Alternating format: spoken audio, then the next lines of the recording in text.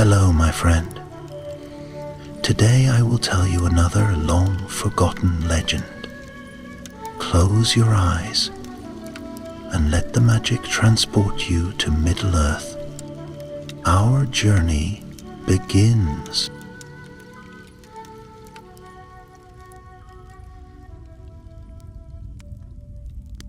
In the heart of the lonely mountain, where the forges never cooled and the golden halls gleamed with the wealth of kings, an old dwarf sat beside a great stone table. His beard was silvered with years, his eyes deep as the mines beneath the mountain. This was Balin, son of Fundin, and though his hands bore the calluses of one who had labored long with axe and hammer, his mind now turned not to gold, nor jewels, nor even the quiet comfort of a full tankard before a warm hearth. No. His thoughts roamed far down dark tunnels where lost halls lay silent, and the ghosts of his people walked unseen. He traced the rim of his goblet with a weathered finger, staring beyond the flickering torches. The air was thick with the scent of metal and deep earth, but in his mind he smelled another place. Damp stone, the lingering musk of old fire, and the faintest whisper of memory. Khazad Dum. It was the birthplace of his people's glory, the ancient citadel where Durin the Deathless first gazed into the mirror of the mountain lake and saw the crown of stars reflected above him.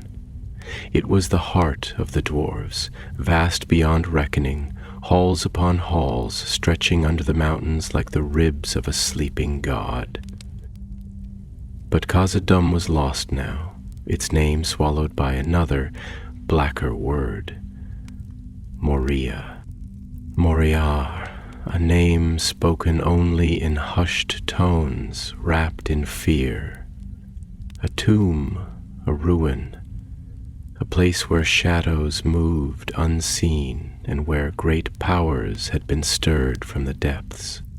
Yet Balin, son of Fundin, had never learned to bow before fear. He stood suddenly, setting down his goblet. The firelight glinted in his eyes, and the decision that had lingered in his heart for so long now burned with new resolve. "We were not made to live in borrowed halls," he murmured, his voice barely above a whisper. "Not while Durin's kingdom sleeps beneath the stone." The next morning the great horns of Erebor sounded, and all who dwelt within the mountain turned to listen. From every corner, from the lowliest forge to the highest seat of King Dane Ironfoot, dwarves gathered in the stone-hewn halls, their beards bristling with curiosity. Few had seen Balin call for counsel, and fewer still had ever seen such a fire in his gaze. When at last they stood assembled, Balin stepped forward. The years had not diminished his stature, nor had they softened the iron in his voice. "Brothers," he said, his voice rolling like a hammer's strike, "we have lived in plenty, and the lonely mountain has given us all we could ask. But there was a time before Erebor, before the dragon, and before exile.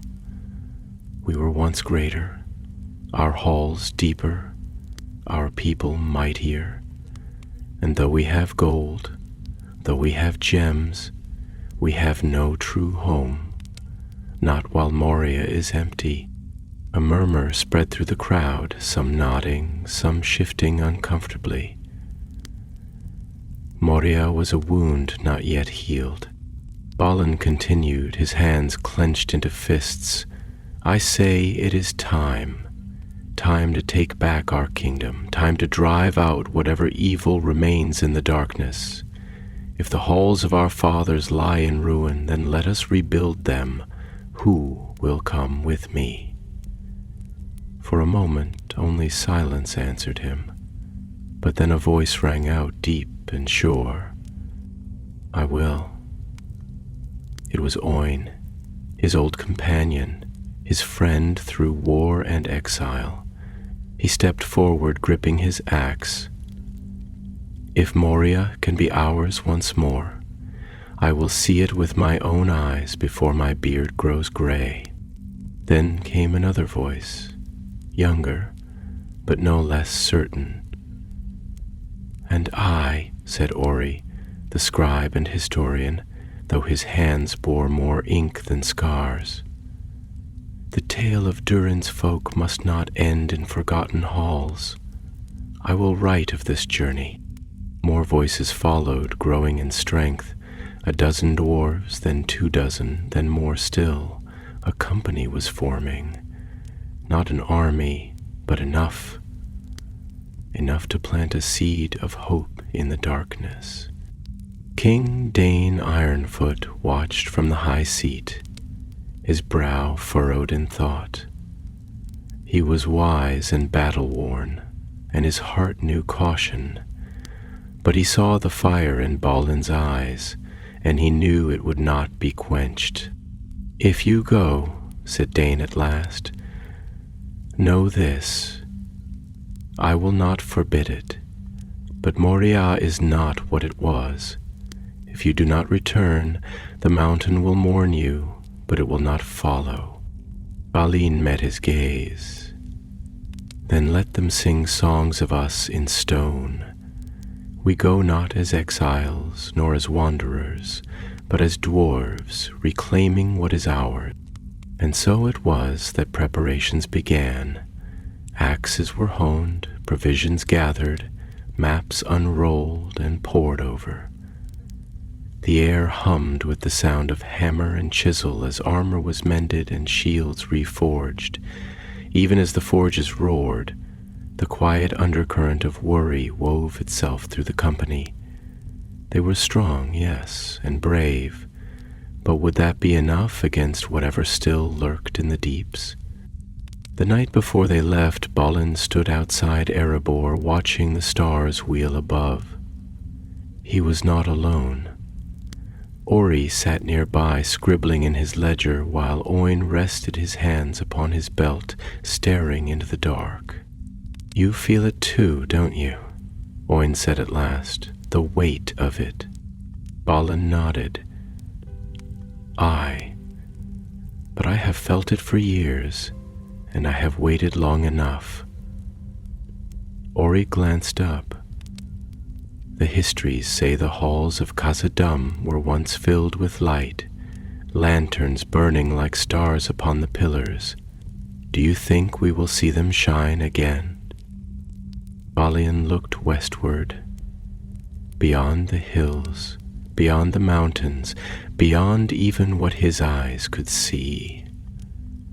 He thought of the silence of Moria, of its empty halls, its forgotten roads, and the echo of old songs lost to time. Aye, he said, his voice quiet as the wind, we will make them shine. And so when the sun rose, the company of Balin, son of Fundin, set forth from the gates of Erebor.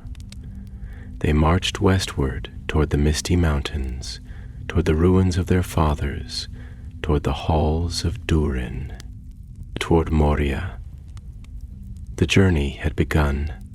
The road west stretched long and unbroken before them, winding through the desolate plains beyond Erebor, where the land still bore the scars of dragonfire. The earth blackened in places where Smaug's fury had once rained down like the wrath of some ancient and unrelenting god. Though the lonely mountain stood behind them, proud and unshaken in its recovered glory, the world beyond had not yet fully healed, and in the silence of their march, the dwarves felt the weight of history pressing upon them. The sky above was vast and gray, the clouds stretched thin like strands of silver hair across an aging brow, and the wind whispered low and restless, carrying with it the sense of the wide world, the damp loam of hidden valleys, the distant resin of pine forests clinging to the slopes of unseen mountains, and the bitter, almost metallic tang of rock and stone, old beyond reckoning. Balin rode at the head of the company, his crimson hood drawn against the wind, his eyes ever forward, fixed upon the horizon.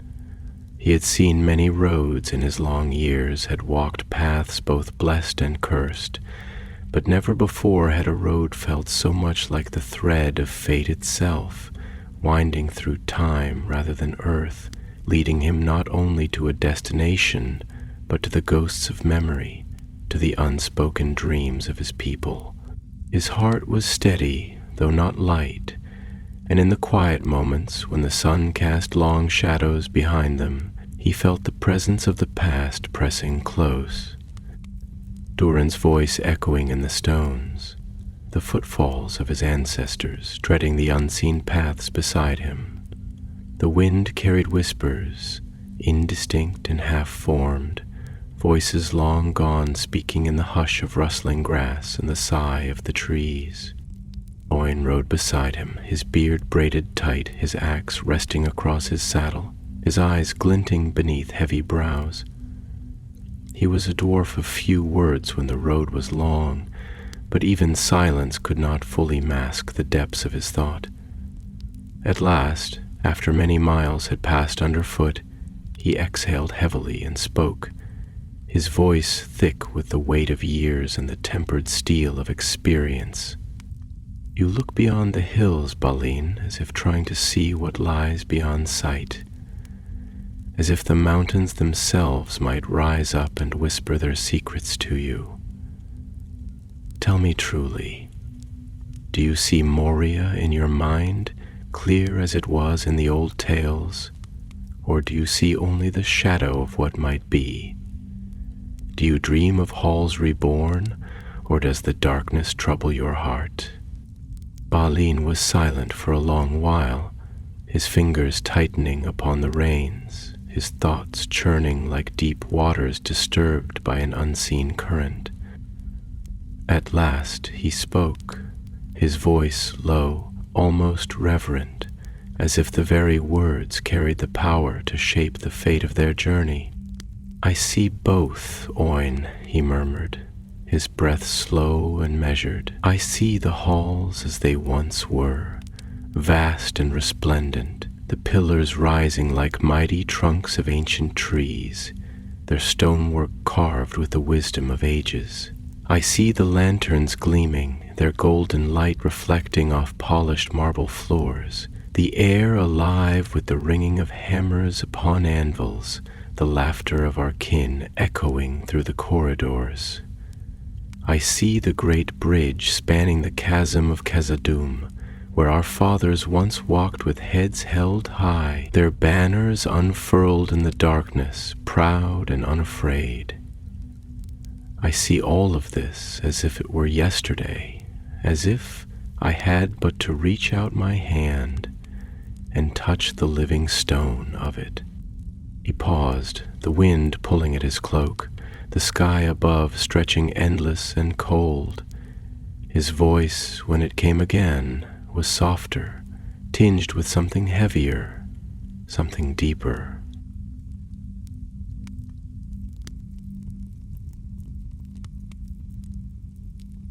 But I also see the shadow, he admitted. I see the halls empty, the forges cold, the corridors filled with silence, not of peace, but of death.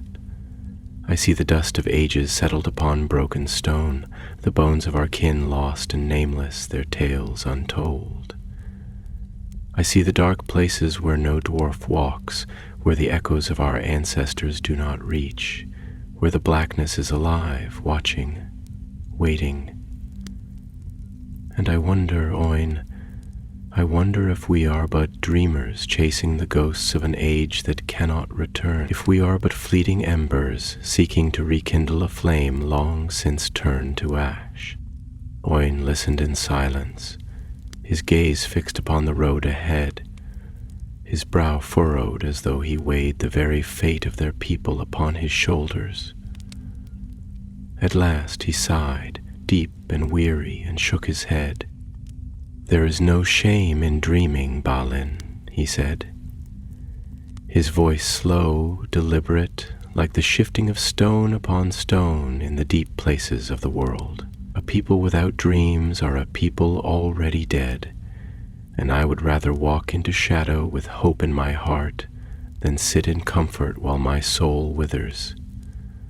Let the world call us fools if it must, but if there is even a chance that Moria can be ours again, then I will take it. I will walk the long road. I will wield my axe. I will place my hand upon the stone and call it home, even if it is for the last time. Balin turned to look at him then, and for the first time that day, a small smile tugged at the corners of his lips, though it was tinged with sorrow, as if he knew in some distant and unspoken way that this path would not be as simple as hope wished it to be. "You have always been a stubborn one, Oin," he said, the warmth of old friendship slipping into his tone. "Perhaps that is why I asked you to come." Oin chuckled, the sound deep and rolling like the earth settling after a landslide. "Aye, well, it seems you are just as stubborn, old friend. We shall see if the stones of Moria remember our names, or if they have forgotten us entirely." The road stretched on, and as the company moved westward, the world around them changed. The land grew wilder, untamed, the forests darker, the air thicker with the weight of things unseen. The sky, once vast and gray, grew heavy with clouds, and the sun seemed to pale behind veils of mist that slithered through the trees like unseen hands reaching. The birds that had once sung along the roadside now fell silent, and the wind, which had carried with it the breath of the open world, now seemed to whisper with voices not entirely of the earth. Ori, who had been riding further back, urged his pony forward, his ledger clutched close to his chest. His fingers, stained with ink, twitched slightly as he flipped through pages already filled with notes, with observations, with the careful script of a chronicler determined to capture every moment. "I have been thinking," he said hesitantly, his voice quieter than the others, yet no less weighty. "The history of Moria is long, and the stories say that not all who entered its gates found ruin. There were times of light, times when the dwarves reclaimed the halls, even if only for a little while. Durin's line has never truly abandoned it, not in heart, not in spirit. What if this is not an ending, but a beginning? What if we are not the last to dream of Khazad-dûm's return, but the first to set foot upon a road that will lead others home?" Balin turned his gaze upon the young scribe, and for a moment something old and weary passed behind his eyes. Then, slowly, he nodded. "Perhaps," he said, his voice almost lost in the rising wind. "Perhaps, or..." And with that the company pressed on, the great misty mountains rising before them, their peaks veiled in cloud, their roots deep in the bones of the world, waiting, silent, patient, unmoved, as if they had seen this journey before and would see it again, long after all voices had fallen silent. The road wound ever westward, curling through the undulating plains that stretched between Erebor and the high passes of the misty mountains.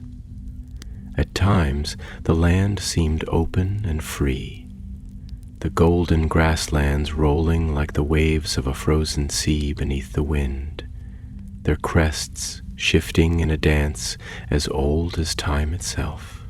At other times the world grew darker, the ground hardening beneath their feet, the hills rising sharp and angular, casting long, creeping shadows at dusk that stretched like fingers reaching toward the company.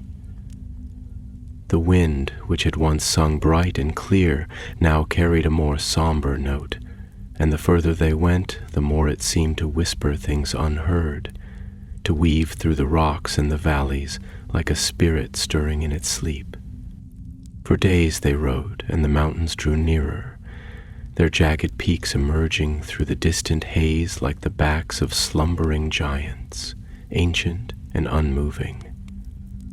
The company felt the weight of their presence long before they reached them, as if the mountains themselves had turned their stony gaze upon them, watching, waiting, measuring their worth in silence. The misty mountains had stood for ages beyond count, their roots deep in the very bones of Middle-earth, and though they had witnessed the passing of kings and the fall of empires, they had never bowed, never broken, never yielded to time.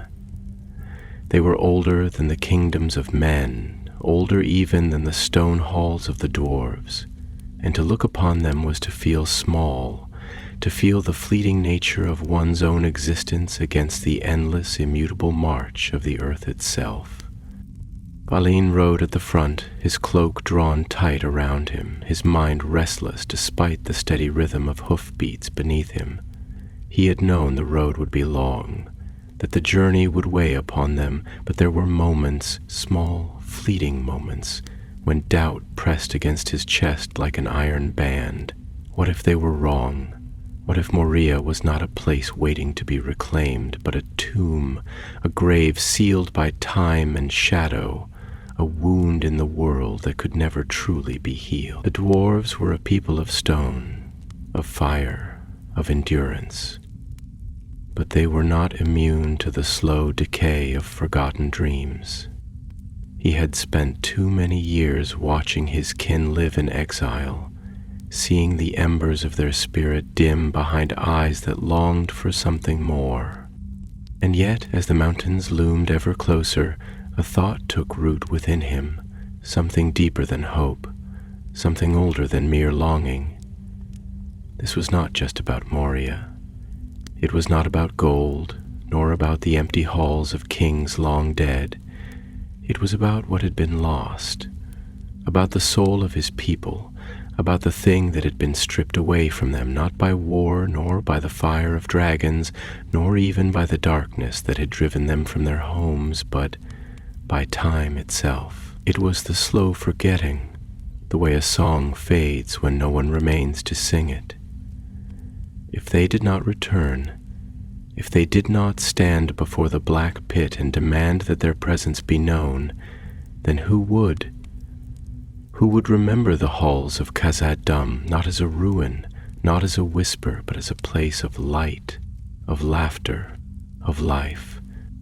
As they camped beneath the looming shadow of the mountains, the firelight casting flickering shapes upon the craggy rocks, Ori sat close to the fire, his ledger open upon his knees, the quill in his ink-stained fingers hovering just above the page. He had written much in the past days, descriptions of the land, of their journey, of the shifting moods among the company. But there were some things words could not capture, some feelings that lived only in the quiet spaces between thoughts. He had read the histories of Moria, had traced his fingers along the faded words of old chronicles, had imagined again and again what it must have been like to walk beneath the great vaulted ceilings of Durin's halls, to feel the pulse of a kingdom that once beat strong beneath the mountain. And yet even now, as they stood on the precipice of that very dream, he found that his hands trembled slightly, that his heart wavered between anticipation and a quiet, creeping dread. He turned to Balin then, watching the older dwarf as he sat in silence, his gaze distant, his fingers curling and uncurling around the hilt of his axe, as if holding onto something unseen. "Do you ever wonder," Ori asked softly, his voice barely more than a murmur beneath the crackle of the fire, "whether the world remembers us as we remember it? Whether the halls of Moria know that we are coming, that we are trying to bring them back to life? Or do they stand empty, silent, unmoved, as indifferent to our return as the mountains are to the wind. Balin did not answer at once, his eyes reflecting the firelight, his breath slow and steady. When at last he spoke, his voice carried something heavy, something old, something worn by time yet still unbroken. "The world remembers," he said, his words thick with meaning, but not in the way we do. It remembers in silence, in the way a river remembers the path it once carved through the stone, even long after the waters have dried. It remembers in echoes, in the way the bones of the earth shift and settle, whispering to those who know how to listen. Moria remembers Ori, but it does not wait. It does not call to us. It does not weep for what was lost. It simply is, as it has always been, as it will always be. It is we who must make ourselves known to it. We who must carve our names into its walls and say, "Here we are. We have not forgotten you, even if you have forgotten us."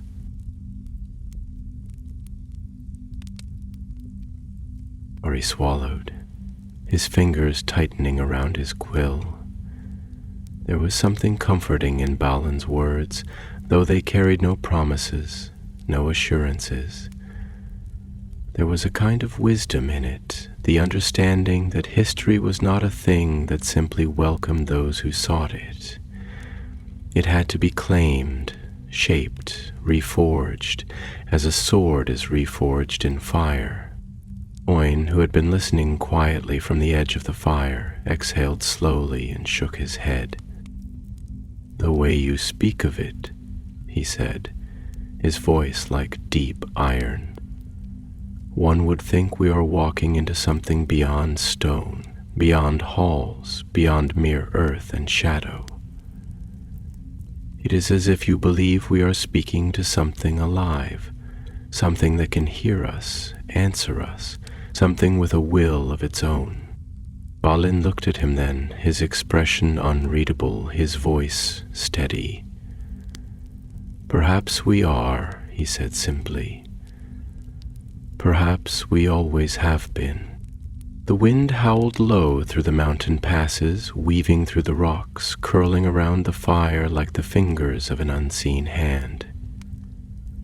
The company sat in silence, the weight of the world pressing against them, the mountains above them vast and unmoved, the road ahead dark and uncertain. But there was something else there, too. Something beneath the fear, beneath the uncertainty.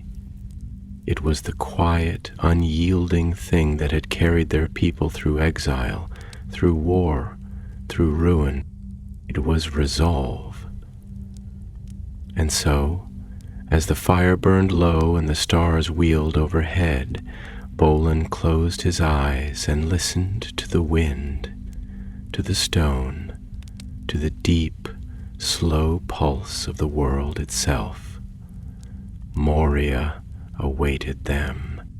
It did not call, but it listened. And soon, very soon, they would stand before it once more.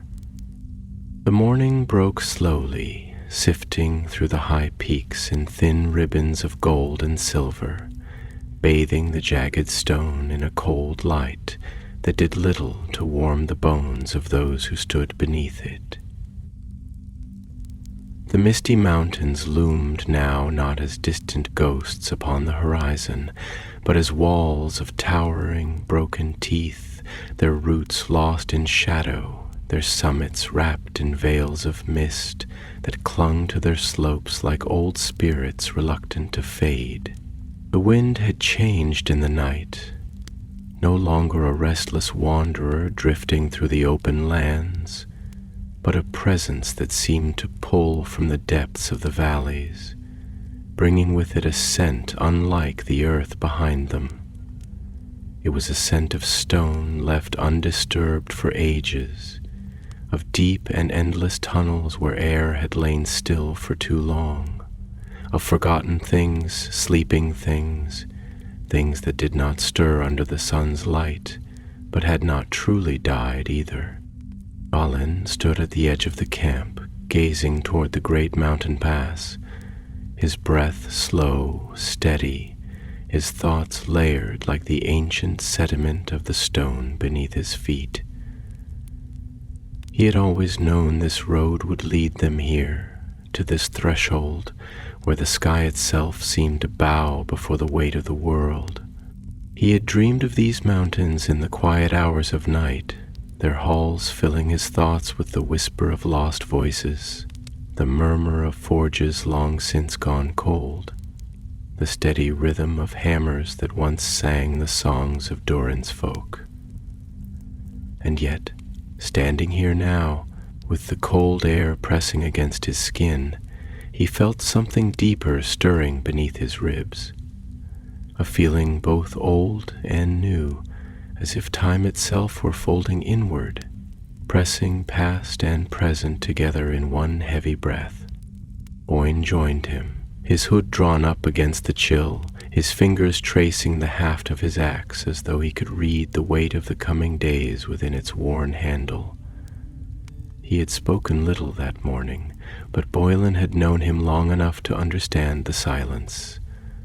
There was a storm of thought behind those dark eyes, and when at last Oin spoke, his words carried the depth of the mountains themselves. "There's a weight here, Balin," he murmured, his voice low, deliberate, as though careful not to wake something that lay sleeping in the heart of the rock. A heaviness in the very air, as if the mountains themselves remember what we do not. I can feel it in my chest, in my bones. This place is not just old, it is waiting. Balin exhaled slowly, nodding, though he did not immediately answer. He had felt it too, from the moment they crossed into the shadow of the peaks, an awareness that went beyond mere unease, beyond the lingering remnants of legend and fear. It was not simply that they approached Khazad-dûm. It was as if Khazad-dûm was aware of them, as if the stone itself was listening. "You speak of memory, Oin," Balin said at last, his voice quiet but firm. "I wonder if stone has memory, if halls built by the hands of our fathers can recall the days when their voices filled the air. And if they do, what do they remember? Do they dream of firelight and song, of the laughter of dwarves echoing beneath their arches? Or do they remember the silence that came after, the years of emptiness, of dust settling where once there were footsteps, of shadows filling the places where once we stood?" He paused, his fingers brushing against the hilt of his sword, the metal cold beneath his touch. "And if they remember only the silence, do we not owe it to them to remind them of what was lost, to carve our names into their walls again and tell them, 'We have returned'?" Oin let out a slow breath, shaking his head. "That is the heart of it, isn't it? We go not to reclaim stone alone, but something deeper, something that cannot be forged anew, only unearthed, as if our very past has been buried beneath the weight of years, waiting for us to dig it free again." Ori, who had been listening from a few steps away, tightened his grip on the leather-bound ledger in his hands. His brow was furrowed, his eyes shadowed with thought, and when he spoke it was not with the eager tone of a scribe setting words to parchment, but with the quiet hesitation of one who walks the edges of an unknown truth. "I have been writing our journey as best I can," he said, his voice measured, his fingers tapping lightly against the pages. "Recording our steps, the lands we've crossed, the words we've spoken. But the more I write, the more I wonder, can words truly capture what we are doing? Can ink upon a page hold the weight of what it means to return to a place that has forgotten us? Or are we only telling ourselves a story we wish to believe, because the truth of it is too great to bear? Balin turned to him, his gaze steady, his expression unreadable. "What do you fear, Ori?" he asked, though his voice was not accusing, only curious, as if he wished to unearth the thought at its core. Ori hesitated, shifting his weight slightly, as if the words he was about to speak carried more weight than he could comfortably hold. "I fear that we will find the past is not waiting for us," he admitted, "that the Moria we seek is not there, not in the way we hope. That we are chasing something that cannot be caught, because time has already made its claim upon it. We remember it as it was, but what if what we find is something else entirely? What if we are not reclaiming our home, but walking into something that no longer belongs to us?" For a long moment, no one spoke. The wind howled low through the pass, curling around the rocks like unseen fingers, stirring the edges of their cloaks, whispering through the crevices of stone, as if answering in a tongue too old to be understood. Then Balin stepped forward, placing a hand upon Ori's shoulder, his grip firm, grounding. "There is truth in your words, Ori," he said, and there was no dismissal in his tone, no attempt to push away the fear as if it were an unwelcome guest. "Time does not stand still, not for stone, not for kings, not for the dreams of those who came before. And when we cross that threshold, we may find that what we seek is no longer there, that the halls we remember are but shadows of what they once were. But that is the nature of all things, is it not? A home is not a place that waits for us unchanged.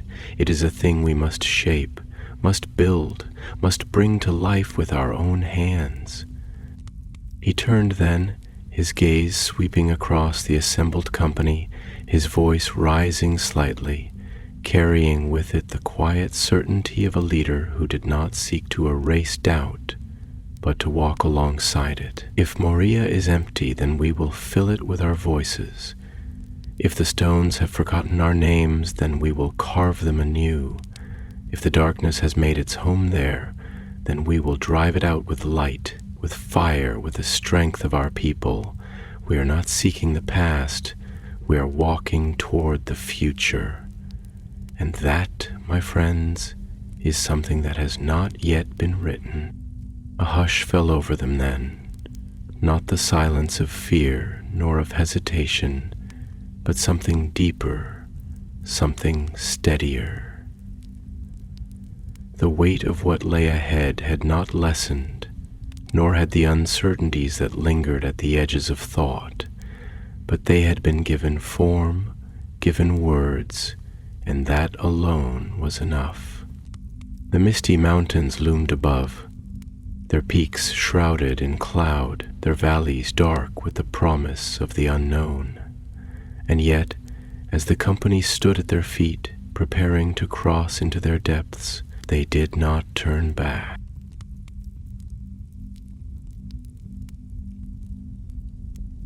For the road to Moria had been walked before, and now it would be walked again.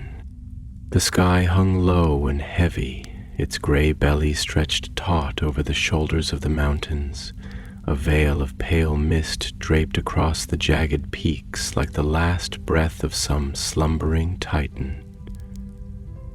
The path that wound through the pass was narrow and uneven, the ancient stone worn smooth in some places by the slow passage of time, in others shattered into jagged edges where the ice of long winters had sunk its teeth into the rock. splitting it apart. The wind had become something else here, not the wandering traveler it had been upon the open plains, nor the restless whisper that had curled through the valleys. Here, it was a voice, thin and stretched, whistling through crevices, moaning through hidden tunnels, whispering through the bones of the mountain like a thing searching, calling, waiting. Balin moved steadily at the head of the company, his steps sure despite the treacherous path beneath him. The mountains were in his blood, their silence a thing he understood, their weight upon the world a presence he had carried in his heart since he was young. And yet there was something in this place, something that pressed against his thoughts, that coiled around the edges of his reason like a shadow stretching toward the light. It was not fear. No, he had walked too many roads, had seen too many battles, had stood before death and dared it to take him. But it was something close to fear, something older, something that came not from the uncertainty of what lay ahead, but from the knowledge of what had come before. Behind him, Oin walked with his head slightly bowed, his breath rising in slow clouds before him, his fingers wrapped tight around the shaft of his axe, as if to remind himself of the solid weight of steel in his hands. He had been quiet since the night before, since the firelight had flickered against the walls of the valley, and the words spoken there had settled like dust upon his thoughts.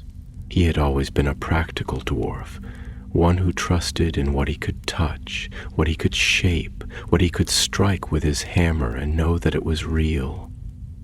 But now, as they walked beneath the silent stone, he found himself thinking of things less tangible, things that could not be held in calloused hands, things that drifted through the world unseen yet no less present, the past, the weight of memory, the presence of a place that had been abandoned yet did not feel empty.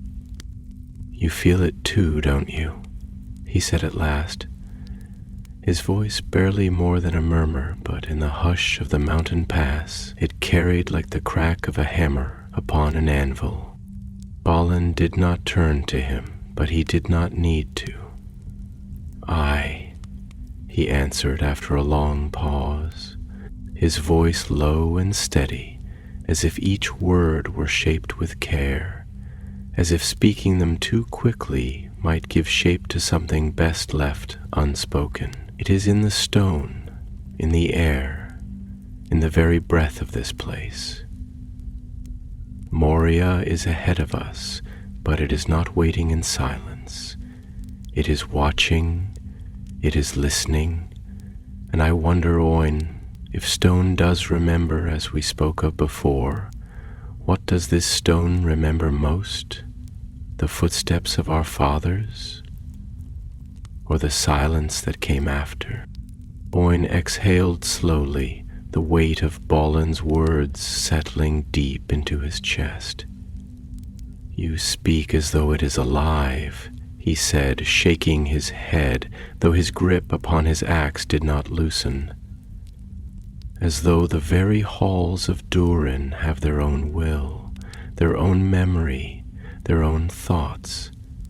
He hesitated, his brow furrowing as though he struggled against something within himself.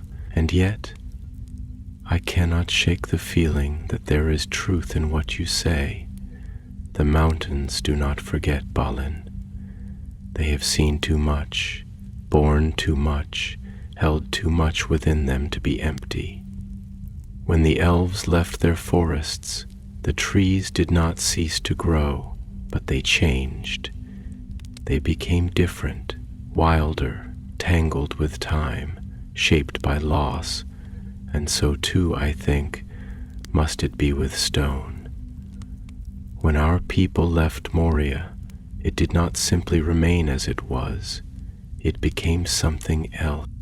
Balin nodded, his eyes still fixed upon the path ahead, though there was something distant in his gaze, as if he was seeing beyond what lay before them.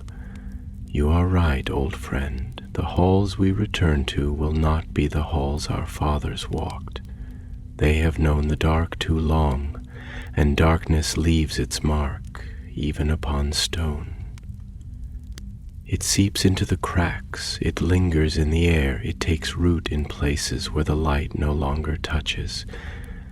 And yet," he paused, his fingers tightening upon the reins of his pony, his voice carrying something quieter, something deeper. "And yet, stone is patient, stone endures, and where there is stone, there is always the possibility of something new." Ori, who had been walking a few steps behind them, listening, with the quiet attentiveness of one who understood that words, once spoken, held power, shifted the ledger in his hands, his quill scratching against the parchment as he wrote.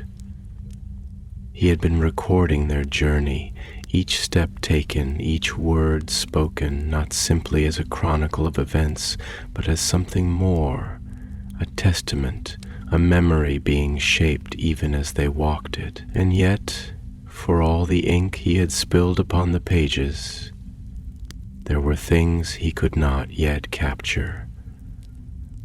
Things that lived not in words, but in the spaces between them. He looked up then, his expression thoughtful, his voice careful.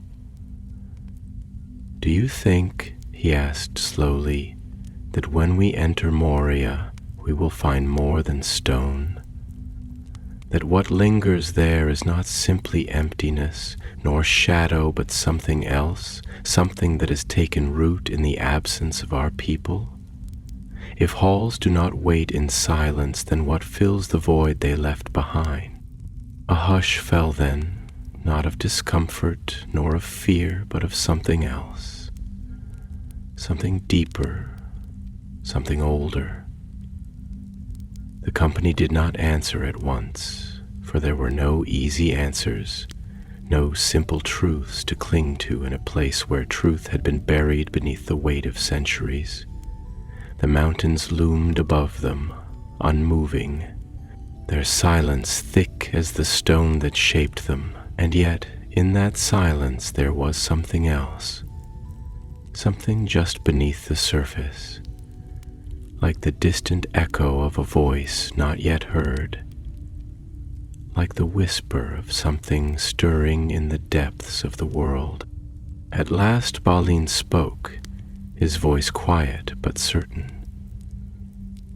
"We will not know until we stand before its gates," he said, his breath curling in the cold air, "and when we do, we will see not only what Moria has become, but what we ourselves have become in its absence." The wind howled low through the pass, curling around them, stirring the dust beneath their boots, whispering through the cracks in the rock like a voice reaching from some distant, unseen place. The sky above was a heavy gray, the mist swirling through the peaks like smoke rising from a long-dead fire, and before them the path wound on, leading them ever deeper into the waiting embrace of the mountains. And still Moria did not call, but it listened, and it waited. The sky had begun its slow descent into twilight, that strange and in-between hour where the world seemed suspended in a breath held long, where the sun had begun its retreat beyond the western peaks, yet the stars had not yet claimed the heavens for their own. The light that remained was thin and pale, stretched across the land like the last embers of a fire struggling against the inevitable dark, casting long shadows that twisted and stretched against the uneven stone of the mountain path. The company moved in silence, their forms small against the looming embrace of the misty mountains, their steps steady but slow, as though the weight of time itself pressed upon them, urging them to pause, to listen, to feel the presence of something ancient wrapping around them like a veil. Balin rode at the head, his cloak pulled tightly about his shoulders, the wind tugging at its edges as though trying to unmake him, to strip away the layers of his resolve, to force him to confront whatever lay at the end of this path with nothing but the bare essence of himself. He had led many journeys before, had walked roads both known and unknown, but there was something different in this road, something that lived beneath the surface of thought, beneath the shape of reason, a knowing that had no name but pressed against the walls of his mind like a river carving stone. He had spoken of Moria as though it were a thing waiting for them, but now, standing upon the very threshold of the world they sought, he found himself wondering if it was not they who had been summoned, if it was not the will of stone and silence that had drawn them here, calling them not with words but with absence, with the empty spaces where something had once been and longed to be again. Owain had taken to walking now, leading his pony with one hand upon its reins, the other wrapped firmly around the haft of his axe. His breath was measured, his steps careful, but there was something in his expression, something unreadable, something that lay in the deep furrow of his brow and the tension that lingered in his grip. He had always been the kind to trust in what he could see, in what could be held and weighed and measured, but here, in the quiet spaces of the world where even the wind seemed to pause in thought, he felt the unfamiliar sensation of doubt creeping into the edges of his certainty.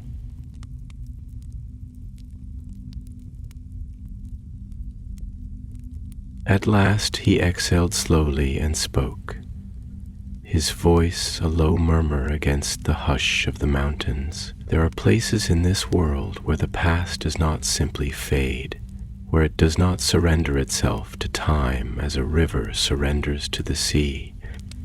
There are places where what once was lingers, not as memory, nor as mere ruin, but as something else, something deeper, something unseen.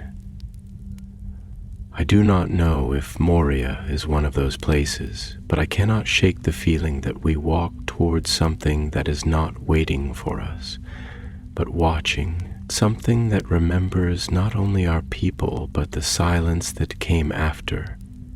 And I wonder, Balin, what do we do when we find that silence, when we stand before it, when it stares back at us with all the weight of the years it has known? Do we demand that it break, that it yield to the sound of our voices, or do we listen and let it tell us what it has become? Balin did not answer at once, his gaze fixed upon the road ahead, upon the shadowed shape of the mountains that loomed ever larger, their presence a great and unmoving thing that pressed down upon the world with a weight beyond reckoning. His fingers traced absently along the worn leather of his saddle, as though searching for something unspoken, and when at last he answered, his voice was quiet, contemplative, a thing carved from the very stone they walked upon. I do not think silence is merely the absence of sound, he said slowly. It is not something that simply exists when all else is gone. It is something shaped, something created, something that comes not in emptiness, but in the wake of what was lost. Moria's silence is not merely the quiet of stone abandoned. It is the silence of voices that were once there, of forges that once burned, of halls that once rang with laughter and song. It is a silence that has grown over time, that has become something more than itself, and when we stand before it, I do not know if we will find it willing to break. But if it does, it must be us who decide what fills the space it leaves behind. Not ghosts, not memories, something new.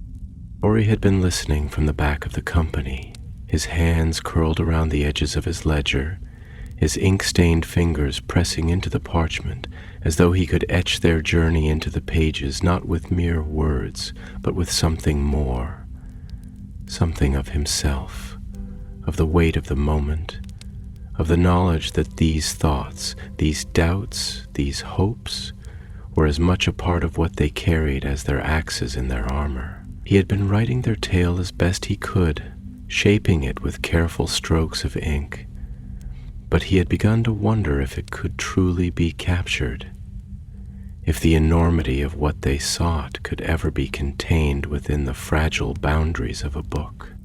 "You say that we must decide what fills the silence," he said at last, his voice hesitant, not because he lacked conviction, but because he feared the question that followed. "But what if what we bring is not enough? What if the weight of what was is too great? What if we carve our names into the stone and the stone does not listen?" Balin turned then, his eyes meeting Ori's, and in them there was something steady, something unshaken, something that had carried him through war and exile, through ruin and rebuilding, through the long years of waiting for this road to be walked again. "Then we carve them deeper," he said simply. "Then we carve them until the stone remembers." The wind stirred then, curling around them in a slow and restless breath, whispering through the mountain passes with the voice of something vast, something old, something neither welcoming nor warning, but merely present. The path ahead narrowed, winding through the jagged edges of the rock, disappearing into shadow, into the waiting embrace of the mountains that had stood long before them and would stand long after. And there, in the distance, at the farthest edge of sight, half shrouded in the deepening dusk, the first glimpse of their destination lay before them. The great eastern gates of Moria, the doors of Durin, carved into the very face of the mountain, their silver lines gleaming faintly in the fading light, like the memory of stars long since fallen. A hush fell over the company, not of fear nor of hesitation, but of something deeper, something more profound.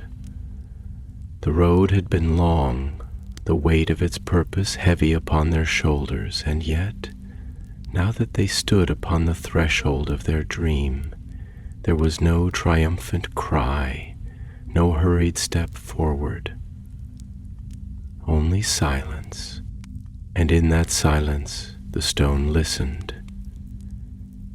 Moria had not called them, but it had not turned them away, not yet. The light of day had begun its slow retreat behind the jagged peaks, melting into a dim and dying glow, its final rays stretching weak fingers over the darkened cliffs before vanishing beyond the horizon. The mountains no longer loomed behind them as distant sentinels of stone, nor stood merely as a silent wall before them. Now, they had become something else, something deeper. They had stepped into their embrace, had crossed into the hollow ribs of these sleeping giants, where the sun could no longer reach, where time itself seemed to slow, drawn into the deep places of the earth, where the air grew heavy, thick with the scent of damp rock and old dust, with something more than mere emptiness, something that had settled long ago and had never left. And there, before them, set into the towering wall of the mountain, the doors of Durin stood waiting, silver lines faintly gleaming against the dark, like the memory of moonlight upon deep waters. The craftsmanship was still unmarred by time, its delicate tracery of mithril forming the emblem of Durin's house, the crown above the 7 stars, the sigil of the hammer and anvil, the curling elvish script marking the words that had once been spoken freely, when these gates had not been barriers but invitations, when merchants and travelers had passed beneath their arch, when the minds within had been a world of light, not shadow. And yet, despite its endurance, there was something different about the door, something altered though the stone itself had not changed. It was as if the very air surrounding it was holding its breath, as if the weight of the years pressed against it like an unseen tide, waiting, always waiting, never breaking, never yielding, but never truly resting either. Balin stood before the door, his hands at his sides, his gaze tracing the familiar lines, the runes he had known since childhood, the symbols that had once meant home, though they now felt distant, as though separated by something greater than time. He could feel the presence of the company behind him, their breath slow, measured, waiting for him to speak. But for a long moment he simply stood, his thoughts winding like tunnels through stone, circling around the thing that had lived within him since the day he had first set his mind upon this journey. He had dreamed of this moment, had seen it in the quiet hours of night when the world was still, had imagined what it would be like to return, to stand where so many before him had once stood, to place his hands upon the stone of his ancestors and know that the road had not been in vain. And yet now, as the wind curled around him, thin and stretched and carrying whispers of things unseen, he found that the moment was not what he had expected. He exhaled slowly, his breath curling in the cool evening air, and at last he placed his palm against the carved stone. The rock was smooth beneath his fingers, worn with age, but still solid, still strong, and as he stood there, as the mountain pressed its silence upon him, he felt it again. That strange, unspoken presence, not a voice, not a whisper, but something deeper, something that lived within the weight of this place, something that had been waiting. "It has been a long road," he said at last, his voice quiet though it carried through the stillness. "And yet, standing here, it does not feel like an end, nor even a beginning. It feels like a return. And I wonder if the stone knows us, if it recognizes the touch of our hands, the weight of our voices, or if we are strangers to it now as it is to us."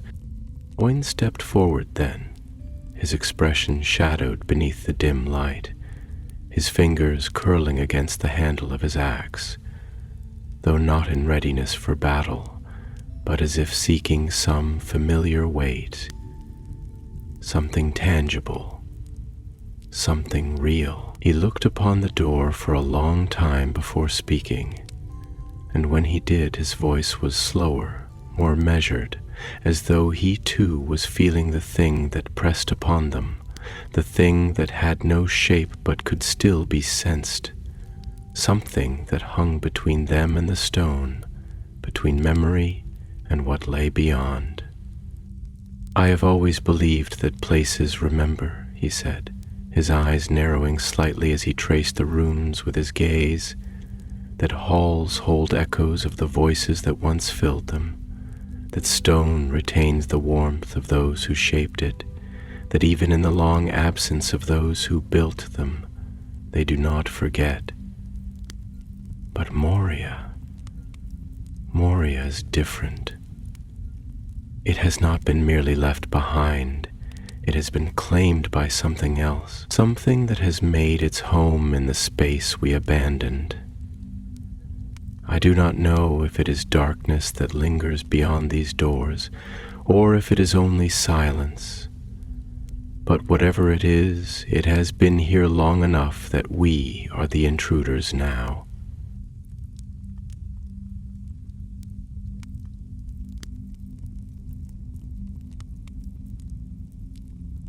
Balin turned to him then, his brow furrowing slightly, though there was no disagreement in his eyes, only thought, only the slow shifting of old stone as new weight was placed upon it. "And if we are intruders," he said, his voice quiet but firm, "then what do we do? Do we ask permission of the dark? Do we knock upon the doors of our Father's house and wait for an answer? Or do we step forward, knowing that the halls may not welcome us as sons, but as something else?" Ori, who had been silent until now, shifted slightly, his fingers curled tightly around his ledger, his ink-stained hands pressing into the leather as though seeking some anchor, something to ground him in the face of all that lay ahead. He had written their journey, had chronicled their thoughts, their words, their fears and hopes alike, but now, standing before the threshold, he found that words were beginning to fail him, that the enormity of this moment, of this place, was something that could not be captured in ink alone. "I do not think it is a question of welcome," he said at last, his voice lower, as though speaking too loudly might stir something that should not be stirred. "The halls do not have will, nor do they grant us leave. They are what they are, and they remain as they have been since the last voice fell silent within them. But we are the ones who have come, who have brought our voices back to this place, who have stepped forward when the world would have let these doors remain forever closed. It is not a matter of whether we are meant to return. We are here. And that, I think, is all that matters." A hush fell over them then, the weight of his words settling not as an answer, but as a truth they had known but not spoken, a truth that had been walking alongside them all this time. Balin inhaled deeply, then stepped forward. He placed both hands upon the stone, felt its cold strength beneath his palms, and then, slowly, he spoke the words that had not been spoken before these doors in an age. Melon, there was a pause, a silence deeper than before, as though the world had drawn in a breath and held it, as though the mountain itself was listening.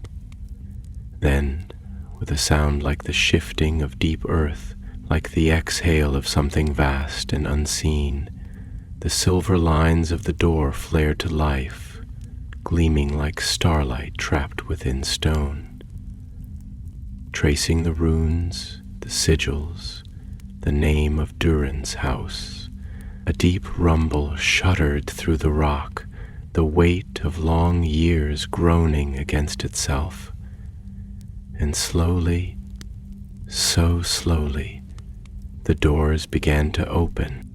Darkness yawned before them, not empty, not void, but thick, dense, something more than the mere absence of light.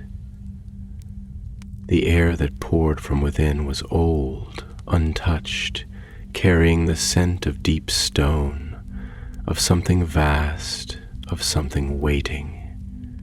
And as they stepped forward, Moria took its first breath in an age. The great doors of Moria groaned as they swung open, their hinges protesting against the weight of ages, against the silence that had held them fast for so long, against the very will of time itself. The sound that filled the hollow space of the mountains was not merely the grinding of stone against stone, nor the slow exhale of ancient air escaping into the cool night. It was something deeper, something resonant, as if the bones of the mountain were shifting, as if the very heart of Khazad-dûm was stirring from its long slumber, The silver tracery of the runes flickered, the lines of mithril gleaming one last time before fading into darkness, as though they had spent their final light in acknowledgement of what had come to pass. And then the silence returned, vast and heavy, pressing down upon them like the weight of the mountain itself, thick with expectation, thick with the lingering breath of all that had once been. Balin stepped forward, the flickering glow of his torch casting long shadows upon the threshold.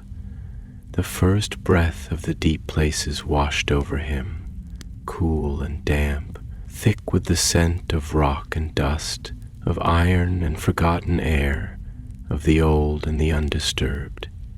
It was the smell of a place that had not felt the presence of the living for a long, long time, a place that had waited in the hush of eternity, unbroken, untouched, the weight of centuries pressing into its very stones. And yet, beneath it all, there was something else, a faint trace of something darker, something deeper, something that did not belong to the mere passage of time. It was a presence, not in the way a person is present, nor even in the way that stone remembers, but in the way that a shadow lingers when the light has long since faded. Owain stepped beside him, his axe resting against his shoulder, his brow furrowed in thought. He had spoken little since they had first glimpsed the gates, had watched in silence as the ancient doors creaked open, had listened as the mountain gave up its voice for the first time in an age. And now, standing here upon the very threshold, he exhaled slowly, the breath leaving him in a heavy cloud before being swallowed by the dark. "There is something about this place," he murmured at last, his voice quiet, thoughtful, as though afraid to disturb the silence too greatly. Something that has settled into the very bones of it, something that has made its home here in the absence of our kind. It is not merely the emptiness of a place left behind. It is something else, something that has taken root, something that has grown in the hollows of the halls we once walked. And I wonder, Balin, if stone can ever truly be empty, or if it will always be filled with something, whether it is light or shadow, whether it is memory or silence. Balin did not answer immediately, his fingers tightening upon the haft of his torch as he stepped further into the blackness, his eyes tracing the outline of the great corridor that stretched before them.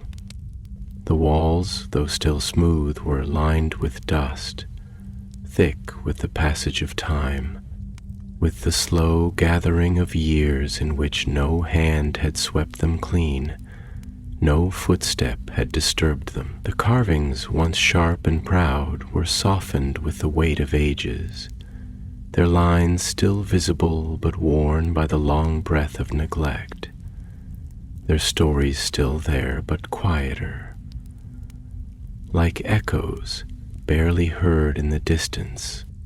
At last he spoke, his voice low, steady, filled with something deeper than mere words.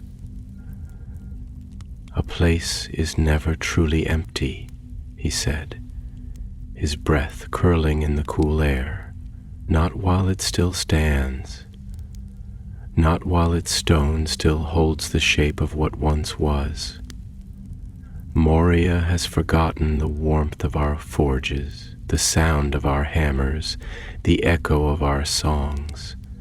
It has known only silence for too long. But stone is patient. It does not seek, nor demand, nor call. It only waits. And it is we who must decide what to fill it with again." Thori, who had been lingering at the back of the company, his fingers wrapped tightly around the leather of his ledger, his ink-stained hands trembling ever so slightly, stepped forward then, his eyes wide, his breath shallow. He had written much in the past days, had traced their journey in words, had captured their thoughts, their fears, their hopes. But here, standing at the mouth of Moria, he felt something pressing upon him, something greater than ink and parchment, something that could not be captured in words alone. He swallowed, his voice hesitant, uncertain, yet filled with the quiet urgency of one who seeks to understand. "And what if Moria no longer remembers us?" he asked, his voice barely more than a whisper. "What if we walk these halls and they do not know our names? What if we are nothing but strangers to them now, nothing but echoes that do not belong?" Balin turned to him then, his gaze steady, unwavering, filled with the weight of something unspoken.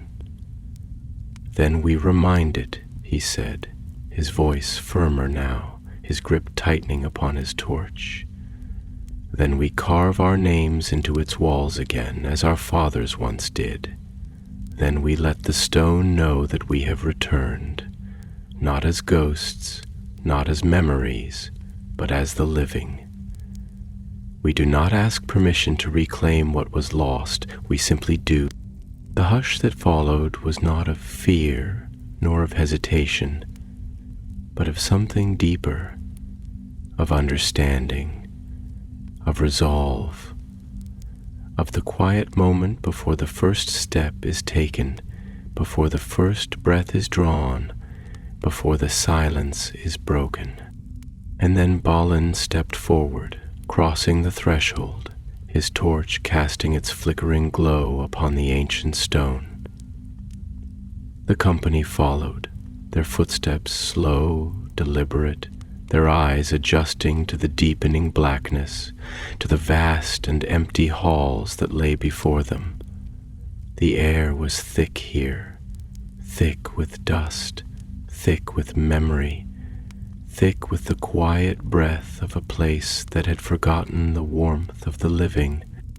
And yet as they moved deeper, as the darkness closed around them, as their torches pushed back the abyss, something stirred in the distance. Something faint, something almost imperceptible. It was not sound, not movement, but something that had waited, something that had listened.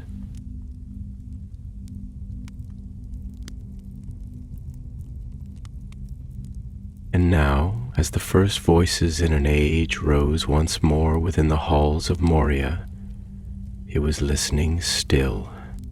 The company crossed the threshold of Moria, their torches casting long and flickering shadows upon the smooth, worn stone, illuminating the vast emptiness that stretched before them in the gloom. The first few steps into the great entrance hall were hesitant, not from fear, but from the weight of what lay beyond. A hush thick as the deep places of the earth. A silence not merely of absence, but of something that had settled into the bones of this place, something that had taken root in the long darkness. Waiting, listening, growing in the spaces where voices had once been. The vast chamber swallowed their torchlight, its towering pillars stretching high above into a ceiling lost in blackness. The echoes of their footsteps whispering through the empty expanse like the voices of unseen watchers, shifting, stretching, fading into the hollows of the deep. Balin stood at the front, his breath slow and steady, his eyes tracing the great columns that lined the vast hall, massive, ancient, hewn from the very mountain itself, their surfaces still adorned with carvings worn smooth by time, the stories of their people etched into their surfaces like a song half forgotten, yet lingering still. There, in the quiet glow of their firelight, the remnants of their past stood before them, the faces of kings, the symbols of hammers and axes, the flowing script of their ancestors, all fading, all waiting, as if the stone itself had fallen into a dream it could not wake from. He reached out, his gloved fingers brushing against the nearest pillar, feeling the cool smoothness beneath his touch, feeling the weight of history pressing against his skin, like the pulse of something still alive, though buried beneath layers of dust and silence. Owen stepped beside him, his gaze lifted toward the ceiling, toward the unseen heights above, where the great vaults of the western halls had once gleamed with the light of lanterns and forge fires, where the banners of Durin's line had once hung proud, their golden threads glinting like the veins of mithril that had made this place a treasure beyond reckoning. But now there was only shadow, thick and swallowing, a silence deeper than the mere absence of sound, something that clung to the very walls as though the stone itself had drawn inward, waiting, guarding its secrets against the intrusion of the living. "There is something strange about this silence," Owen murmured at last, his voice low, reverent, as though he feared speaking too loudly might disturb the slumber of the stone.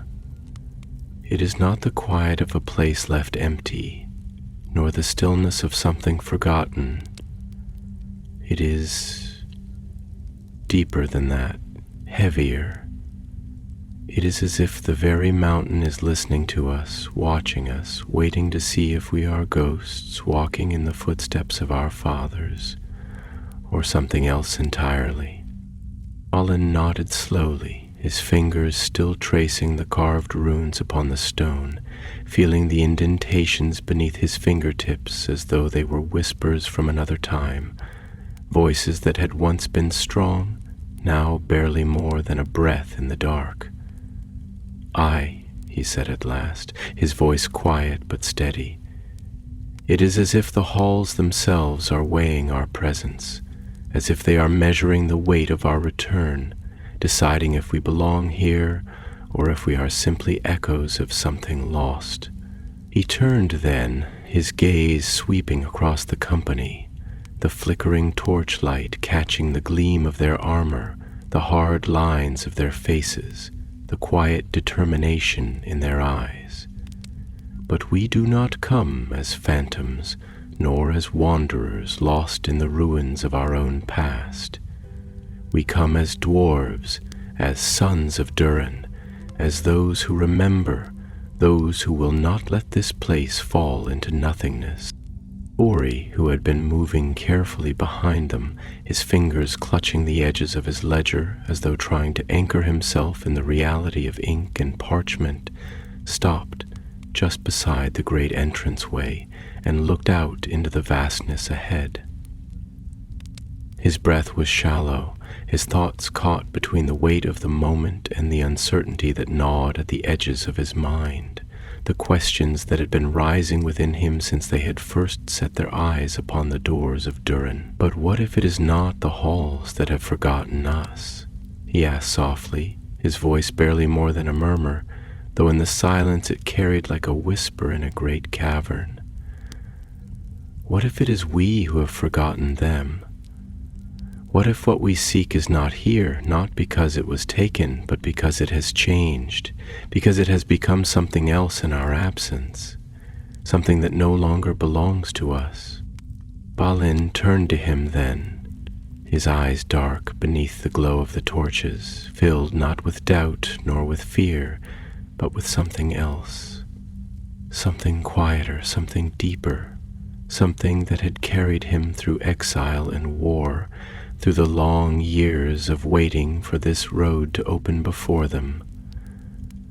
He took a slow breath before speaking, his words measured, each one laid carefully as though placing a stone into the foundation of something greater. "Then we must remind the stone of what it once was," he said at last, his voice steady. We must carve our names into these halls once more, must light our fires, must let the sound of our voices fill the silence until it knows us again, until it remembers that it was never meant to be empty. Owain exhaled, the breath slow and long, and he nodded, the grip upon his axe tightening slightly, as though the weight of its handle grounded him. "If the mountain watches us, then let it watch," he said, his voice firmer now, more resolute. "If it weighs us, then let it measure our strength, our will, our right to be here. But I will not turn away simply because stone has grown used to the dark. If this place has forgotten us, then we will teach it to remember." A hush settled over them then, a hush not of fear nor hesitation, but of something deeper, something like reverence, something like the moment before a hammer strikes metal, before the first blow is cast upon the forge, before the shape of something new is born from the fires of what once was. The torches flickered, their light stretching into the vast emptiness beyond, casting long shadows upon the dust-covered floors, upon the great pillars that stretched into unseen heights, upon the runes that still glowed faintly with the memory of their making. And then, as the company stepped forward, as their footsteps echoed into the vast and waiting dark, a sound rose from the depths of the halls, distant, low, the faintest whisper of something stirring in the blackness beyond their sight. It was not the sound of stone shifting, nor the groan of the earth settling. It was something else, something deeper, something that had heard them, something that was listening still. For Moria had not been empty, not truly, and now it knew they had come. The first sounds of dwarven voices in an age rose within the halls of Moria, soft at first, uncertain, as if testing whether the stone would remember them. They moved forward cautiously, their torches flickering against the vast columns that loomed on either side, their intricate carving still visible beneath the dust of centuries, their grandeur unchanged despite the slow decay of time. The echoes of their boots against the floor stretched long into the darkness, returning to them distorted, almost as if the halls themselves were whispering in reply, as if the stone had been waiting to breathe again. The company spread out into the wide entrance chamber, their eyes lifting toward the soaring ceilings above, where shadows clung like silent sentinels, where once there had been lanterns burning bright, where once the laughter of their kin had filled the air. Now, there was only the quiet drip of unseen water in the distance, the settling of dust disturbed by their presence, the slow inhalation of a place long abandoned. It was as if the air had weight here, as if each breath carried with it the remnants of all who had come before, the memories pressed into the very foundation of the halls.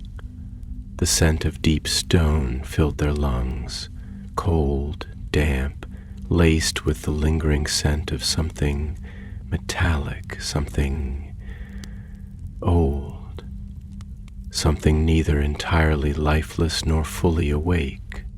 Balin stood at the center of it all, his torch held high, the golden light dancing upon the ancient walls. His heart beat slow and heavy in his chest, not with fear, but with something else, something deeper, something older. It was the feeling of standing within a memory, of stepping into a dream that had been waiting for him to arrive. He had imagined this moment for years, had seen it in the depths of his thoughts on long nights beside Erebor's hearth, had traced the shapes of these very halls in his mind, had longed for the day when his feet would stand upon this stone once more. And yet, now that he was here, now that the doors had opened, he felt something pressing against him, something vast and unseen, something that was not mere shadow, but the weight of expectation, the hush of history watching, listening.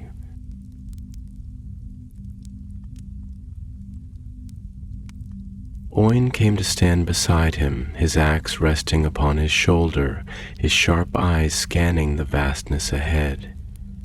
He had been quiet since they had entered, his gaze unreadable, his thoughts locked away behind the careful mask of a warrior who had seen too much and yet still walked forward, because there was no other way. When he finally spoke, his voice was low, deliberate, as if each word had been weighed before it was released. "We are here," he murmured, his breath curling in the cool air, his tone laced with something both resolute and uncertain. "After all the miles, after all the years, we have stepped where so many of our fathers once walked, and yet it does not feel as I thought it would. I thought we would find something waiting for us, something more than stone and silence, something that would tell us we were right to come. But I do not know if the halls remember us, Balin. I do not know if they welcome us, or if they are merely watching, waiting to see what we will do." Balin inhaled slowly, letting the air of Moria fill his lungs, letting the weight of Oin's words settle within him. He understood what his old friend meant, because he too had expected something different. Not signs of life, perhaps, he had known there would be none, but a feeling, a certainty, a confirmation that this place still belonged to them, that it had been waiting for them to return. But the halls gave them no answer. They did not push them away, but neither did they reach for them. They simply stood, cold and vast, filled with the hush of something that had settled too deeply to be easily stirred. "The mountain does not give its answers freely," Balin said at last, his voice quiet but firm. "It never has. It does not call, nor does it turn us away. It is stone, and stone endures. It does not care for the weight of our dreams, nor the longing in our hearts. It has been here long before us, and it will be here long after we are gone. But that does not mean we do not belong. That does not mean we are not meant to return."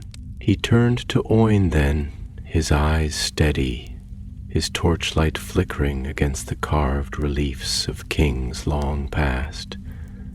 "This place will not remember us unless we remind it. It will not welcome us unless we claim it, and claim it we shall." Ori, who had been standing further back, his ledger clutched tightly in his ink-stained hands, stepped forward then, his brow furrowed, his gaze flitting between the darkened archways that stretched beyond the reach of their torches. He had been writing since they had entered, scribbling observations, noting every detail. The dust upon the floors, the stillness of the air, the way the columns seemed to loom taller the deeper they went. But there was something else in his expression, something hesitant, something troubled. "But what if we do not shape this place anew?" he asked softly, his voice barely more than a whisper. "What if it shapes us instead? What if, in returning, we do not bring light to the halls, but instead we become part of the silence, swallowed by it, changed by it, until we are not what we were, until we are only echoes of those who came before?" Balin regarded him for a long moment, his expression unreadable, his fingers tightening slightly around the handle of his torch.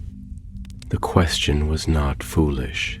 It was not born of fear, nor of hesitation, but of something deeper, something that Balin himself had felt but had not spoken aloud.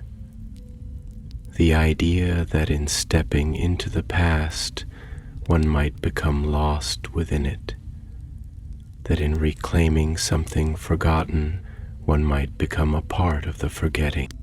If that is the fate that awaits us, Balin said at last, his voice quieter now, more thoughtful, then we must fight against it. We must carve our names into the walls, we must light our fires, we must let the halls hear our voices until they know us again. We must not become shadows walking in the footsteps of ghosts. We must be the ones who bring the halls back to life. A hush fell then, heavy and long, broken only by the distant sound of water dripping into unseen pools, the faint shifting of stone in the deep places of the mountain. And then slowly, step by step, they moved forward, deeper into the waiting halls, their torches held high, their voices rising in the vastness. They would raise their banners, they would reignite the forges, they would carve their mark into the heart of Khazad-dûm. And far beneath them, in the deep blackness where the firelight could not reach, something stirred. Something that had been listening. Something that had been waiting. The sound of their footsteps no longer echoed in emptiness. Where once their voices had seemed to vanish into the depths of silence, now there was movement, purpose, the slow unfurling of something that had long been dormant. The halls of Moria, vast and dark, had stood without laughter for an age, had been left to the cold embrace of stone and shadow. But now, within its hollowed bones, fire burned again. Balin stood before the great chamber that would serve as their heart, the place from which their colony would rise. The ceiling was lost in the black above, supported by pillars so vast that they seemed more the roots of the mountain than mere craftwork, their surfaces still etched with the great histories of Durin's line. The walls bore the scars of battle, the faint stains of a war long past, but the carvings had not been erased, not entirely. The story was still there, waiting to be read. In the center of the chamber they had raised their banners, scarlet and gold, bearing the hammer and anvil of their people. The banners hung in the still air, not yet stirred by the movements of many feet, not yet warmed by the breath of industry. But they were there, and that was enough for now. Around him the dwarves moved with steady, practiced hands. Stone was cleared, fallen beams lifted, broken tools gathered, examined, repurposed. The forges had not yet roared to life, but the first sparks had been struck, the first signs of warmth returning to the cold depths. Balin watched them, watched the way their eyes gleamed in the torchlight, the way their fingers traced the old stone with something like reverence, the way they spoke to each other not with words of fear, but with the quiet hum of purpose. They were no longer uncertain travelers walking among ghosts. They were builders, reclaimers, sons of Durin, standing where their ancestors had once stood, making their mark upon the world once more. Owain stood beside him, arms crossed over his broad chest, his brow furrowed as he observed the slow progress around them. He had not spoken much in the past few days, not since the halls had begun to awaken beneath their hands, but Balin knew him well enough to see the thoughts moving behind his eyes, the weight of caution still pressing against his mind even as he worked. "It feels almost too easy," Owen muttered at last, his voice low, careful, as if reluctant to give shape to the thought. "The halls have been silent for so long, and yet here we stand, lighting our fires, raising our banners, claiming this place as if there is nothing waiting in the dark. I cannot help but wonder, Balin, why is it so quiet? Why do the echoes of the past not rise against us?" Balin exhaled slowly, his fingers tapping lightly against the haft of his axe. He had asked himself the same question more than once. It was true that they had found the remains of struggle, fallen weapons, shattered shields, the bones of those who had once fought to hold these halls, but they had expected worse. The silence they had feared had not been the silence of mere emptiness, but of something watching, something lurking in the unseen corners, waiting for them to take one step too far. And yet no such force had risen against them. Not yet. "The mountain is patient," Balin said at last, his voice calm, measured, though his thoughts were anything but.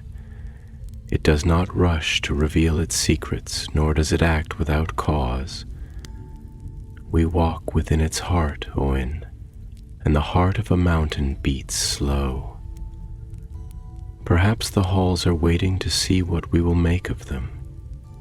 Perhaps we have not yet given it reason to stir." He turned then, looking at his old friend, his expression unreadable in the dim torchlight.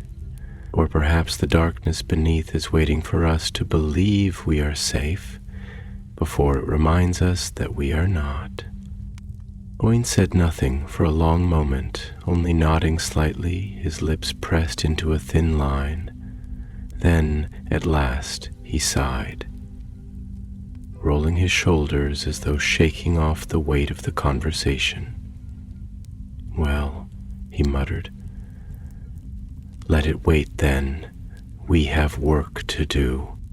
Ori stood a little apart from them, his ledger open upon a broad stone, his quill moving with slow, deliberate strokes across the page. He had written much since their arrival. Notes of the architecture, the repairs being made, the names of those who worked tirelessly to bring Moria back to life. But there was a different weight in his writing now, something that had not been there before. He was not only chronicling their efforts, not merely recording the facts of their settlement. He was capturing the feeling of it, the strange hush that lingered in the air, the way the walls seemed to listen, the way the darkness in the far corridors never quite seemed to move, yet never quite felt still. He did not write of fear, but he wrote of waiting.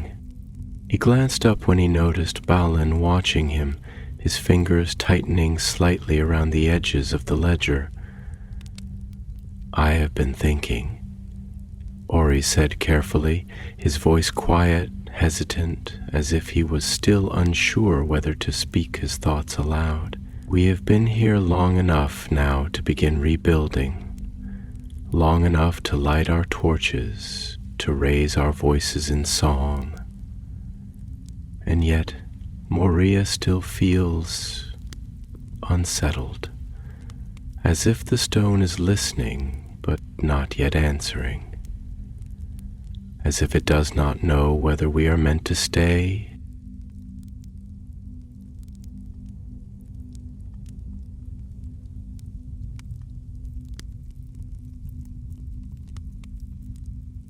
Balin studied him for a long moment, then stepped forward, lowering his voice so that only Ori could hear. And what do you think, lad?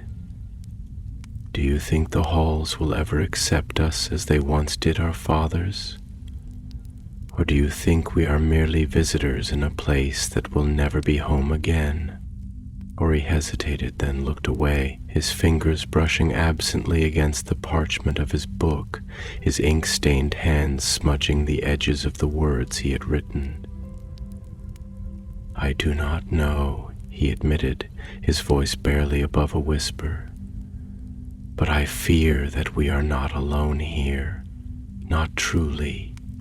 And I fear that whatever lingers in the dark has been here far longer than we have, that it has become part of the halls in our absence, and that, perhaps, it does not wish to share. Balin said nothing for a long while, only looking out across the chamber where their people worked, where firelight flickered against the cold stone, where hammers rang against metal, and the first true sound of life these halls had known in an age. It was a good sight, a hopeful sight. And yet, beneath it all, there was something else, something unseen, something that curled around the edges of thought like the whisper of a forgotten song. We will see, Balin said at last, though whether he spoke to Ori or to himself, even he did not know. For now we build. For now we remind Moria that it is not dead, that it is not forgotten, that it is still Durin's halls, still the kingdom of our fathers. And if there is something in the deep that would claim it as its own, then let it know. We have come to take back what is ours. Ori nodded, though the unease did not leave his face, and he turned back to his writing, his quill moving swiftly, the words flowing onto the page like water slipping through unseen cracks. Balin watched him for a moment longer, then turned away, stepping back toward the heart of the chamber where the work continued, where the sounds of forging and building filled the halls once more. And beneath them, far beneath, in the black places where no torch could reach, the silence of the deep stirred. Something had heard them. Something had always heard them. And now it was waiting. For a time it seemed they had won. The halls of Moria, long silent, had begun to stir with the sounds of dwarven life once more, the steady rhythm of hammers striking anvils, the voices of miners singing as they worked, the laughter of craftsmen as they reforged tools long rusted and forgotten. Fires burned again in the ancient forges, their glow reflecting off the great pillars of stone.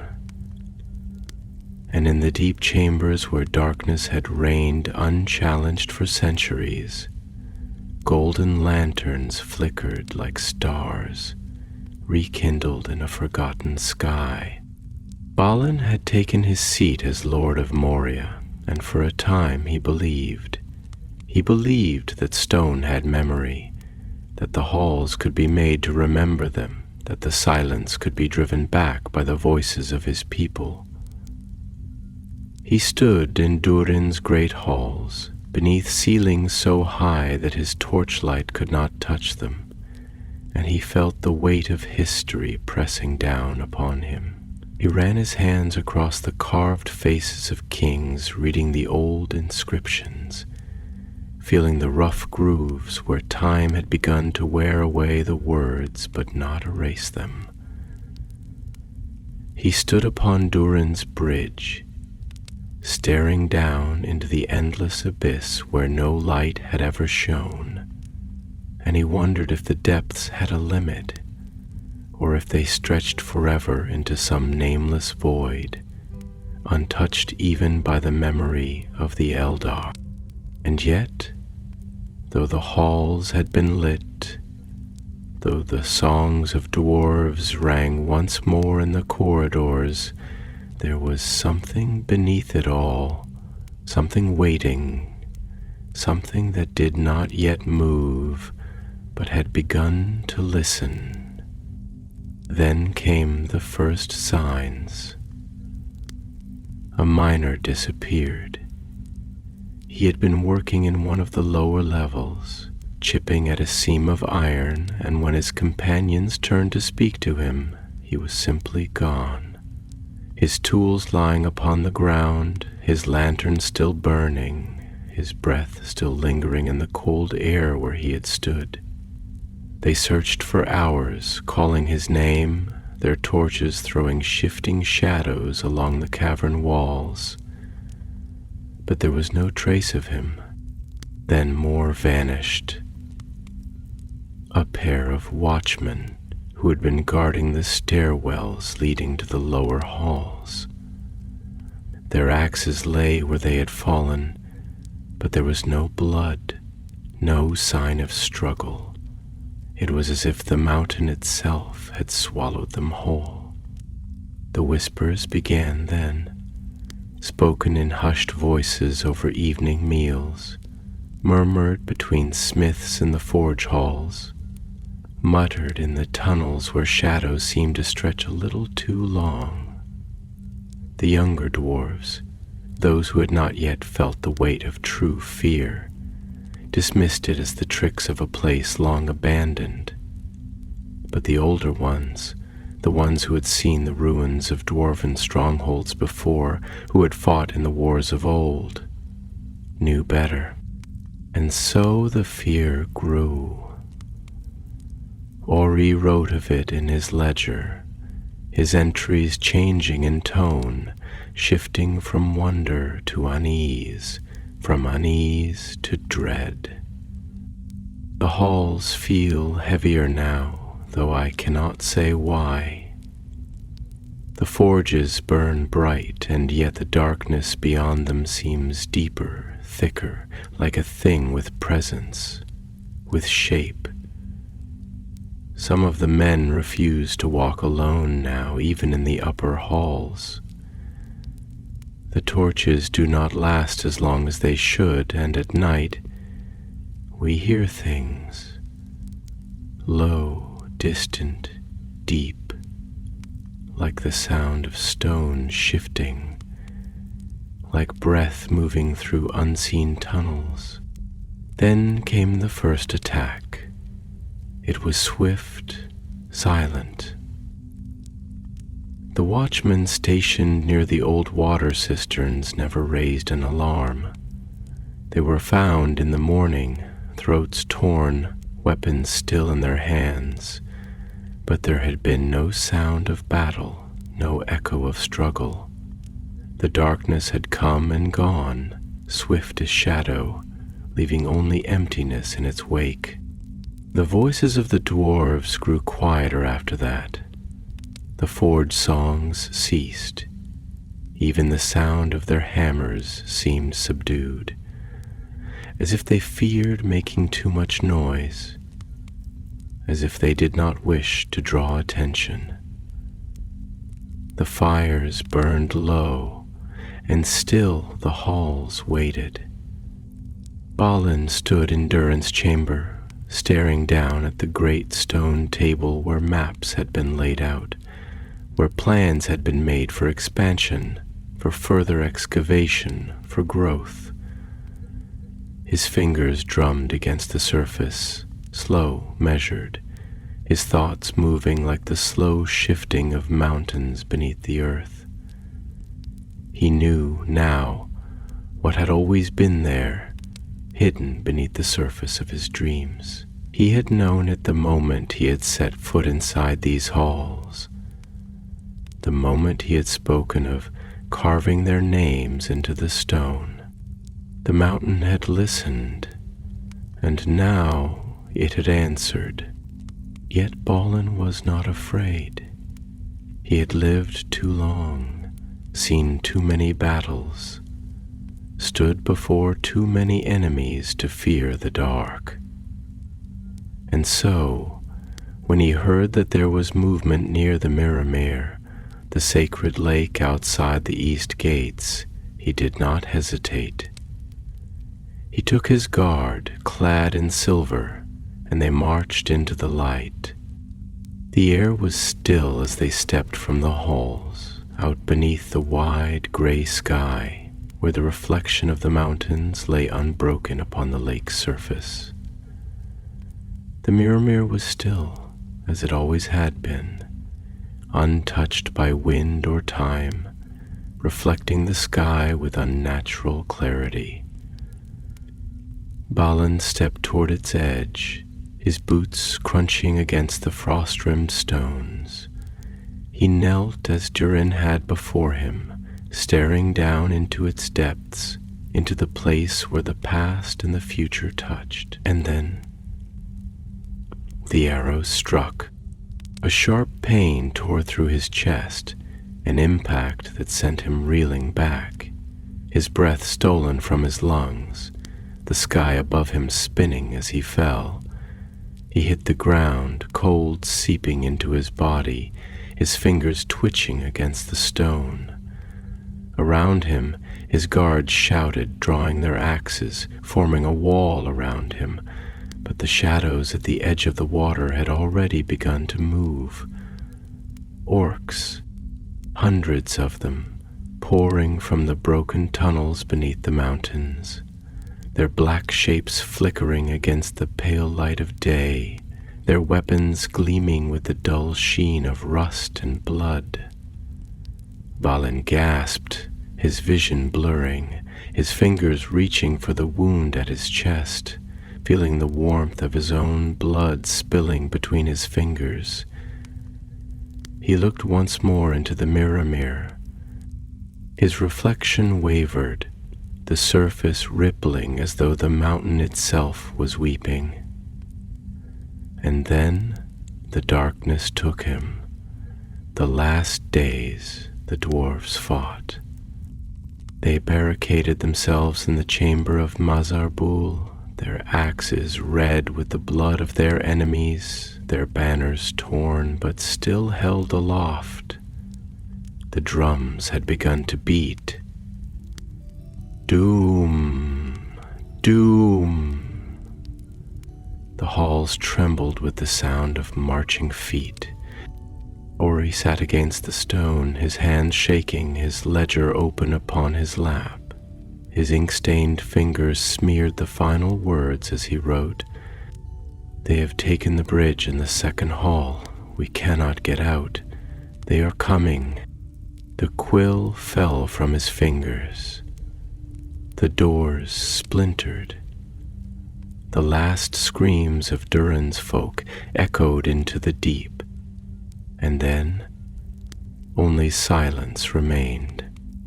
The halls of Moria stood still once more. The fires burned low and died. The banners fell into dust. The echoes of dwarven voices faded. The stone had listened, and in the end, it had remembered only the silence.